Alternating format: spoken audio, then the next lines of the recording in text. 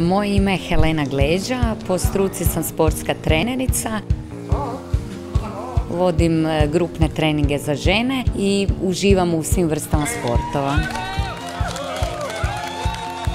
Do prije 2 tjedna sam nosila naočale kao i leće koje su mi predstavljale velik problem s obzirom na moj sportski način života.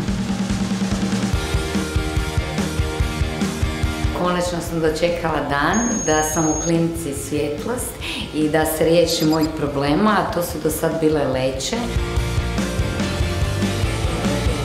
Operacija je prošla odlično, bez ikakvih komplikacija. Nakon 4-5 dana vid mi se potpuno razbistrio i vratila sam se već nakon tjedan dana sportu.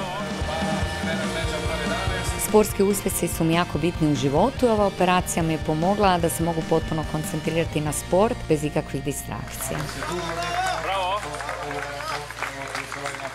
Vaše oči razaznaju više od 10 milijuna boja i poprate oko 24 milijuna prizora. Vi zaslužujete njihov puni potencijal, a vaše oči kliniku Svjetlost.